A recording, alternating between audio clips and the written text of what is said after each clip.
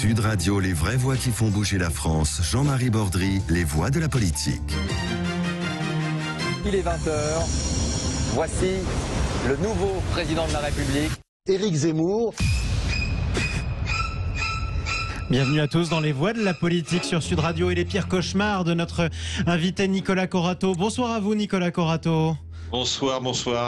Quel film d'horreur. Quel film d'horreur qui vous a été préparé par notre réalisateur Jamel Abdelak. Je rappelle Nicolas Corato que vous êtes fondateur du think tank Place de la République, auteur du livre Grandes plaidoiries et grands procès, l'art de l'éloquence depuis le XVe siècle. C'est publié chez Heredium. Avec vous ce soir Maxime Thiebaud. Bonsoir à vous. Bonsoir Jean-Marie, bonsoir Nicolas. Docteur en droit, auteur du livre Gilets jaunes vers une démocratie réelle. Et si c'était lui le candidat surprise, en quelque sorte l'Emmanuel Macron bis, mais de 2022 et non de 2017, celui qui sort de aucun parti, qui n'en représente aucun, mais qui pourrait se présenter grâce à sa notoriété, grâce à son image et susciter les suffrages surprenants d'une bonne partie des Français. Que donnerait une candidature à Éric Zemmour? Est-il un candidat crédible pour l'élection présidentielle? Lui-même l'écarte de moins en moins. Une grande enquête dans le magazine L'Express d'ailleurs le rappelle. Est-ce qu'il est en train de consulter ou pas? Qu'est-ce que ça ferait? Voteriez-vous Zemmour ou pas du tout? Nicolas Corato, à vous l'honneur. Oh, moi, la réponse, elle est toute trouvée. Vous êtes étrange, Jean-Marie, de me la poser. Non, hors de question pour moi de voter Zemmour. La question qu'on peut se poser, c'est que viendrait-il faire dans une telle galère? C'est-à-dire que Éric Zemmour vend beaucoup de livres. Éric Zemmour fait des scores d'audience absolument faramineux. Tout à fait. Mais est-ce que ça en ferait un candidat qui ferait beaucoup de voix à une élection? La politique, c'est pas la même chose qu'être un intellectuel. Éric Zemmour, il s'inscrit dans une longue tradition française des intellectuels qui participent au débat public, et on sait que ces intellectuels, quand ils essayent de faire carrière entre guillemets en politique, ils ont énormément de mal à accrocher à ce dispositif. Vous avez un exemple, par exemple, vous avez un exemple d'intellectuel qui a essayé de se lancer dans le passé sans être dans le même camp politique qu'Éric Zemmour? Oh, on en a quelques-uns en tête. On peut citer des gens, par exemple, vous avez l'exemple de Jean-Paul Sartre qui a hésité à un moment et puis qui a reculé. Tout intellectuel en France a un jour le fantasme de faire de la politique. Alors le plus souvent, il préfère être nommé par le pouvoir en place que se présenter devant les urnes, parce que c'est plus facile d'être influent auprès du pouvoir en place quand on est un intellectuel plutôt que de passer sous les fourches codines de l'élection. Donc pari difficile en tout cas pour Éric Zemmour, d'après vous. Maxime Thiebaud. Est-ce que je voterais pour Éric Zemmour? Alors, est-ce que d'abord il serait un candidat crédible? Est-ce que ce serait une chance? Est-ce qu'il aurait une chance? Il ne faut pas oublier que la crédibilité d'un candidat, ce sont les maires qui le disent. C'est-à-dire qu'il faut avoir déjà 500 parrainages. Donc, que va devoir rassembler Éric Zemmour, c'est 500 parrainages. Une campagne de parrainage, ça prend du temps, c'est compliqué. C'est pas certain que les maires voudront s'exposer ainsi. Donc, je ne suis même pas certain que s'il décidait lui-même de vouloir se présenter à l'élection présidentielle, il aurait les parrainages. Donc déjà, il y a quand même ce facteur-là. Le point où je suis un peu en désaccord avec Nicolas, c'est sur la potentialité d'une candidature qui viendrait à aboutir de Zemmour. Il y a quand même eu un changement depuis les années 70, c'est qu'on est passé d'une démocratie représentative, où c'était les partis politiques qui montaient leurs candidats, etc., à une démocratie qu'on appelle de la communication.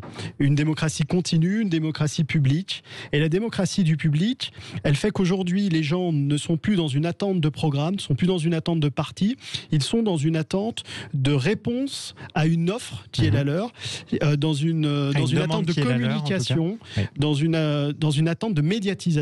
Et on l'a vu avec Emmanuel Macron. Emmanuel Macron a été ce candidat qui n'était pas attendu et qui a su se servir des sondages, qui a su se servir de l'opinion et qui a su se servir de son exposition médiatique pour devenir président de la République. Éric Zemmour a très bien compris cela. Et il pourrait en tirer profit pour devenir demain candidat à l'élection présidentielle. C'est pour ça que Marine Le Pen est inquiète. Parce qu'elle le sait, elle aussi. On ne sait pas quel mouvement, quel engouement pourrait entraîner une candidature d'Éric Zemmour. Ce qui est certain par contre, c'est qu'il y a une différence entre vouloir faire le buzz, ce que sait très bien faire Éric Zemmour, et franchir le Rubicon, d'aller sur une campagne électorale telle que celle-ci. Et ça, je ne sais pas si au fond de lui, il est vraiment convaincu à l'heure actuelle d'une candidature c'est pas de sûr. sa personne. Il entretient le doute, en tout cas, il l'avait dit notamment sur Paris Première il y a quelques semaines. Alain Duhamel lui demande s'il veut se présenter pour en tout cas se lancer en politique. Il répondait, je cite, c'est pas ici et aujourd'hui que je vais le dire, manière aussi d'entretenir le suspense. Tiens, question toute précise, Nicolas Corato, si Zemmour était un parti ou proche d'un parti politique, ce serait lequel? Parce que quand on regarde notamment sur les réseaux sociaux, les sympathisants d'Éric Zemmour, ils ne sont pas tous nécessairement au Rassemblement national. Un certain nombre sont à droite, d'autres sont hors parti. Quel parti, lui, est le plus proche d'Éric Zemmour ? Oh, c'est difficile à dire parce que justement, le buzz autour de cette fuite dans l'Express, savamment orchestrée, prouve bien à quel point la droite extrême ou l'extrême droite se cherche en ce moment. Il y a quelques jours, on nous parlait de Bigard, on nous parle toujours du général de Villiers, maintenant Zemmour, demain Marion Maréchal Le Pen. Bref, il n'y a que Marine Le Pen qu'on n'interroge plus sur ses ambitions présidentielles. Ça prouve bien qu'il y a quelque chose de bizarre qui se passe dans ce coin-là. Après, effectivement, vous avez raison, Zemmour est un ovni politique, parce que Zemmour, c'est un républicain bonapartiste, plus bonapartiste que républicain, avec une vision de l'histoire contemporaine de la France très très particulière que n'aurait jamais endossé le général Bonaparte et encore moins l'empereur Napoléon et encore moins De Gaulle. Bref, Éric Zemmour sort un peu de nulle part, peut plaire à beaucoup de gens à droite, mais finalement quand on le regarde dans sa globalité ne correspond à aucun parti ou aucun mouvement. C'est-à-dire que je pense qu'à droite finalement il arriverait plus à diviser qu'à réunir. Si vous voulez globalement prendre la pensée de Zemmour, il faudrait réunir des gens qui ont été plutôt dans l'OAS pendant la guerre d'Algérie, qui ont pu être gaullistes sociaux, parce que c'est bien gentil d'être gaulliste social, qui ont une vision un peu macronienne, très verticale du pouvoir. Bref, vous voyez, ça fait un melting pot d'électeurs très très particuliers. Qui ne correspond ni à François Fillon, ni à Marine Le Pen, par exemple. Non, et qui enjambe tous ces mouvements. C'est pour ça qu'il est très populaire. Mais être très populaire dans un camp, ça ne veut pas dire pouvoir le réunir hors une élection présidentielle. Ça se gagne aussi en réunissant son camp. C'est le rassemblement. Maxime. Je n'oublie pas qu'en 2012, l'UMP avait applaudi, l'ensemble des parlementaires UMP avaient applaudi Éric Zemmour à leur congrès. C'est vrai. Je n'oublie pas la convention de Marion Maréchal Le Pen où il avait été ovationné. Donc je pense qu'il ne faut pas lui faire un jugement trop hâtif. Il a des convictions qui sont les siennes. Il a des dérapages. Moi, je partage beaucoup de ses constats. Je suis en désaccord avec beaucoup, par contre, de ses propositions. Je pense qu'il dérape parfois et qu'il ferait mieux de se modérer. Est-ce qu'on peut parler un dérapage, c'est quelque chose d'involontaire. Vous êtes sur la route, vous tournez pas assez fort ou alors trop fort. On n'a pas l'impression que par moment, j'ai pas le souvenir d'avoir entendu Éric Zemmour dire j'ai eu tort de dire ceci, par exemple.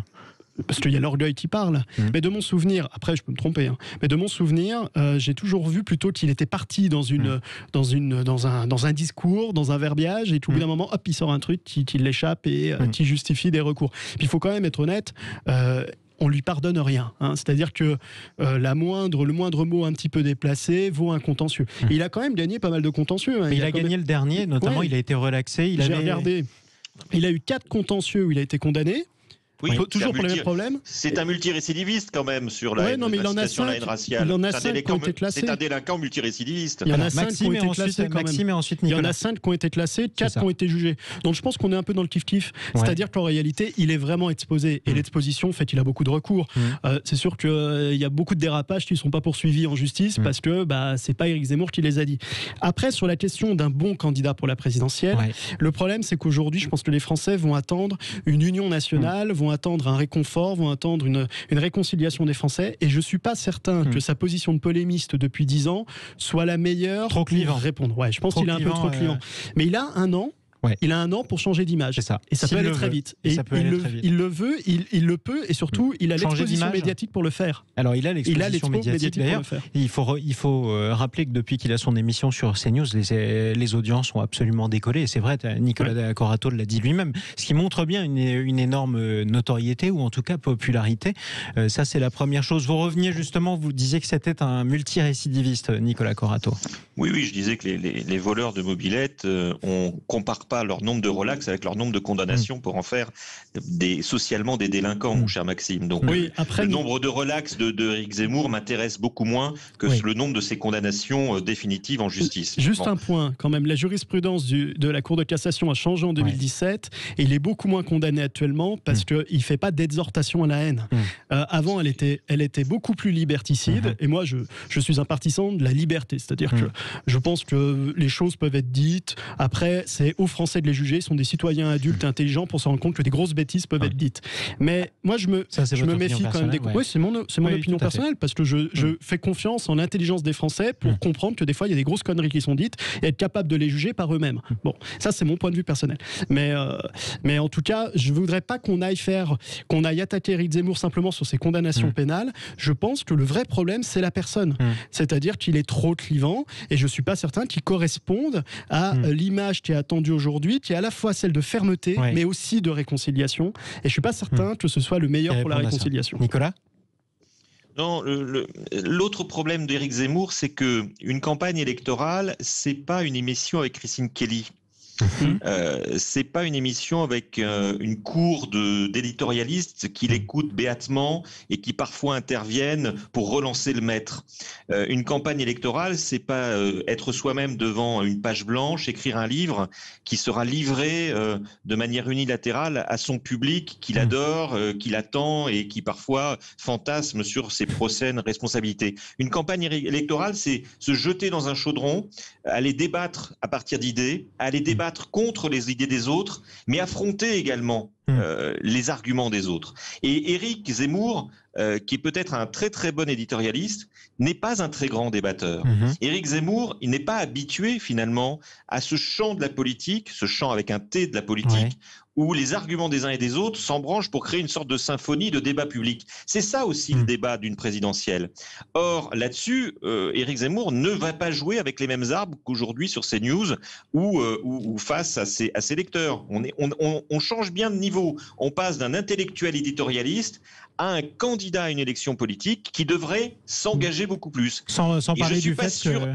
Et je ne suis pas sûr qu'Éric Zemmour ait très envie de s'engager au-delà de la position très confortable qu'il a trouvée aujourd'hui, c'est-à-dire le sage très écouté à droite et à l'extrême droite, qui lui donne une aura et finalement une position de consultant hors norme, de conseil de tout ce petit monde qu'il écoute comme le dernier oracle à la mode. Sans parler du fait qu'une campagne électorale est toujours très violente, que tous les coups peuvent sembler permis à tous les camps d'ailleurs, et qui pourrait en faire les frais comme tous les autres. Maxime ? Bon, c'est quand même un bon débatteur, parce que toutes les personnes qui veulent aujourd'hui l'affronter ont intérêt de bien se préparer. Là, il y avait le jeune secrétaire d'État, M. Beaune, qui allait débattre face à lui. Il était tout rouge, il était rouge écarlate, et puis honnêtement, il a perdu son débat face à un Zemmour qui était très bien préparé sur la souveraineté nationale, sur la vision de l'Europe. Il n'a pas joué sur son terrain, le secrétaire d'État. Là, il n'a pas joué sur le bon terrain. Mais là où Nicolas a raison, c'est que en effet, une campagne présidentielle, c'est pas la même chose. C'est-à-dire d'aller manger des kilomètres de route pour aller voir tous les villages de France. Bon, je caricature, mais c'est très compliqué. Est-ce qu'il va être proche des Français ? Est-ce que les Français vont le sentir ? Comment ils vont le sentir en dehors du petit écran ? N'est pas Chirac qui veut. Alors bon, on a eu des présidents qui avaient un charisme plus ou moins mauvais. On pourrait parler de M. Hollande, on pourrait parler d'autres. Mais je pense qu'il a un vrai boulot sur son image. Autant il a un fond, autant il a un programme qui est construit parce qu'il a écrit dessus. Mais c'est quand même particulier dans ce pays où on a des gens qui ont une image présidentielle mais qui n'ont pas de programme, puissent être concurrencés aujourd'hui par quelqu'un qui a un programme et qui n'a pas une image présidentielle. Oui, ou alors une image. Oui, voilà, pas d'image présidentielle. Maxime, moi, j'ai jamais vu un programme de M. Zemmour. C'est quoi le programme d'Éric Zemmour ? Quand tu lis ses livres, que tu vois ses passages à la télé, s'il voulait en écrire un, il n'aurait pas de mal. C'est du constat qu'on peut mettre en pièces assez facilement lorsqu'il daigne débattre avec des vrais historiens ou des vrais hommes politiques et lorsqu'il l'accepte. Mais il n'y a jamais rien de programmatique chez Éric Zemmour. Il fait des propositions. À part faire retourner l'ensemble des populations d'origine immigrée dans leur pays, ce qui constitue quand même une impasse. On a vu d'autres avoir ce discours il y a quelques années et revenir y compris dessus, parce qu'il y a un moment où la réalité l'emporte. Mais je ne vois rien de programmatique Absolument rien de programmatique dans les écrits d'Éric Zemmour. Sur l'euro, c'est l'un des rares souverainistes, c'est même le seul aujourd'hui qui assume encore, peut-être avec Florian Philippot, qui assume qu'il faut sortir de l'euro. Après, je dis pas qu'il a forcément raison. Maxime, non, mais c'est très bien de dire sortir de l'euro. Et moi, je veux l'égalité pour tous. Voilà, mais très bien, mais on fait comment ? Moi, ce que j'appelle un programme politique, c'est un moment de mettre en accord un projet avec des idées. Éric Zemmour, pour l'instant, il fanfaronne sur l'euro. On peut pas lui dire qu'il n'a pas de projet, on peut pas lui dire qu'il n'a pas d'idée. C'est même ce qu'il le distingue aujourd'hui. C'est même ce qui fait qu'il vend des livres. C'est-à-dire qu'il a une vision de la France qui n'est peut-être pas celle qu'on partage, ou que tu partages, mais en tout cas, il a quand même une vision de ce pays. Il essaie de le défendre. Après, qu'on soit d'accord ou pas d'accord, qu'on puisse le démolir facilement ou pas, c'est autre chose. Mais moi, je pense qu'il a quelque chose à dire, et c'est pour ça qu'il attire autant, aussi bien dans ses ventes de bouquins que par la publication qu'on voit actuellement. Qu'il fascine ou qu'il rebute, par exemple. Déjà, si on avait 2-3 bonnes idées avec un candidat à la présidentielle, peu importe le candidat, ce serait déjà pas mal, parce que ça fait des années qu'on n'a pas grand-chose. Quoi qu'il en soit, ça nous amène une autre question, aussi bien pour vous, Nicolas Corato, que pour vous, Maxime Thiébaut. C'est alors qu'un des derniers sondages donnait Marine Le Pen quasiment au coude à coude avec Emmanuel Macron en cas de second tour. 52% pour Emmanuel Macron, 48%, c'est très serré. Alors que Marine Le Pen est en tête d'à peu près tous les sondages qui préfigurent le premier tour de cette élection présidentielle. Qu'est-ce qui cloche et qu'est-ce qui fait qu'on essaye, comme vous l'avez dit vous-même, Nicolas Corato, toujours de se demander qui ferait un meilleur candidat? Pourquoi Marine Le Pen semble être toujours le plan B ou le plan par défaut? Nicolas Corato. Oui, peut-être parce que pour une fois depuis longtemps, l'extrême droite est devenue majoritaire dans ce pays en termes culturels et en termes d'idéologie. Les idées de l'extrême droite sont majoritaires.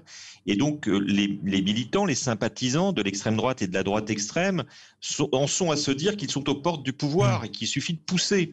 Et puis se disent que finalement, c'est pas avec Marine Le Pen qu'ils pourront prendre le pouvoir et qu'elle ne fera que réitérer l'échec qui a été le sien en 2017, qui est un échec tout à fait relatif parce que malgré sa très mauvaise prestation en débat, elle a quand même augmenté son score de plus de 3 millions de voix entre les deux tours. Donc tout ça donc oui, il y a la recherche d'une certaine frange de la droite extrême et de l'extrême droite d'un autre candidat que Marine Le Pen. Ça a été longtemps... Alors, il faut savoir qu'Éric Zemmour est très proche de Marion Maréchal Le Pen et qu'on nous a longtemps expliqué que c'était Marion Maréchal Le Pen qui pourrait prendre la place de sa tante. Oui. Et finalement, elle a respecté l'ordre héréditaire, donc elle ne reprendra l'épicerie familiale qu'après le deuxième échec de sa tante. Mais on voit bien qu'il y a une remise en cause permanente en ce moment de la candidature de Marine Le Pen. C'est aussi parce qu'effectivement, c'est un peu touche pas au Grisby. C'est-à-dire que tout le monde se rend compte que c'est peut-être jouable cette fois-ci. C'est peut-être le moment de la droite extrême et de l'extrême droite pour s'emparer du pouvoir. Maxime Thiébaut. Je pense que Marine Le Pen n'a jamais été aussi proche d'une victoire à l'élection présidentielle. C'était le sens de ma question, en tout cas d'après les intentions de vote, parce qu'on ne sait pas du tout ce qui se passera dans un an. Mais les sondages sont quand même extrêmement serrés, de plus en plus serrés. Ils sont très serrés, les marges d'erreur, on parle rarement des marges d'erreur. Et pourquoi parle-t-on autant et mais qui parle aussi Mais pourquoi la presse, pourquoi les militants, pourquoi sur les réseaux sociaux vous voyez beaucoup de sympathisants, y compris du Rassemblement National, qui préfèrent Marion, d'autres préfèrent Ménard, certains préfèrent Zemmour, et ils sont assez nombreux. Parce qu'il y a une chance de victoire qui est réelle. Donc automatiquement, ça suscite les vocations. Après, c'est ce que je disais tout à l'heure. Pour gagner une présidentielle, il faut une machine derrière soi. Et soit on a le temps de la construire, comme avait eu le temps de le faire M. Macron, soit on n'a pas le temps. Et je pense qu'Éric Zemmour n'aura pas le temps, mais Marine Le Pen a une machine électorale. Elle aura son élection régionale. Elle a fait un mea culpa qui a quand même plu énormément à ses militants par rapport au débat de 2017. Et je pense que ça a joué dans la psychologie des militants, parce qu'elle devait s'inquiéter aussi de ces militants qui puissent se dire, bah tiens, on va faire une primaire, ou bien on aurait pu voir des idées comme ça apparaître. Rien n'était impossible après tout. Et là, je pense qu'elle est arrivée à resserrer les rangs derrière elle.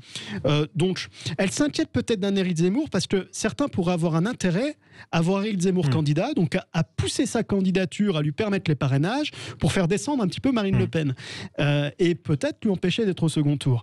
Mais sauf cette circonstance-là, je vois pas aujourd'hui qui sont les véritables concurrents de Marine Le Pen. Vous avez un autre exemple qui est en train de se profiler, c'est dans la région Occitanie, où il est encore possible qu'il y ait une liste entre le Rassemblement National et entre les Républicains qui serait menée à la fois par la maire LR de Montauban, Brigitte Barège, et le maire proche du RN, Robert Ménard. Cette liste est à 14% 16%, 2 points, 2 petits points seulement derrière le Front National qui lui est donné pour l'instant à 16% pour les régionales en Occitanie. Sauf qu'une régionale, c'est quand même pas pareil qu'une présidentielle. Bien entendu, c'est quand même très différent, mais ça semble aussi montrer qu'il y a de la place entre le Front National et les Républicains, ou alors à droite du Front National par exemple. Nicolas Corato, peut-être le mot de la fin en un mot ? L'extrême droite va connaître ce qu'ont connu d'autres forces politiques, c'est-à-dire la difficulté et le pari de l'unité. Voilà, elle l'a connu. Aujourd'hui, il y a autant de courants dans la droite extrême et l'extrême droite qu'il y en a à gauche. Et le risque, c'est l'éparpillement. Et le risque, c'est finalement le vertige par rapport à la victoire possible. Et c'était déjà arrivé d'ailleurs, rappelez-vous, les scores Tony Truant du Front National en 1998 aux élections régionales, avec 5 présidents de région qui sont élus grâce aux voix du Front National. Ensuite, ça n'a pas empêché la scission de Bruno Maigret et la division par 2 ou par 3 des voix du Front National aux élections européennes de 99. Merci à tous les deux d'être intervenus sur Sud Radio. Merci. Maxime Thiebaud, élève, avocat, docteur en droit, auteur du livre Gilets jaunes vers une démocratie réelle, c'est publié chez VA Presse. Merci Nicolas Corato, fondateur du think tank Place de la République, auteur du livre Grandes plaidoiries et grands procès, c'est publié chez Heredium. La suite des vraies voix qui font bouger la France. Merci à vous Nicolas. La suite des vraies voix qui font bouger la France dans quelques instants sur Sud Radio et sur Bismarck. Parlons vrai avec les entrepreneurs. Ce sera avec Stéphane Soumy. À tout de suite.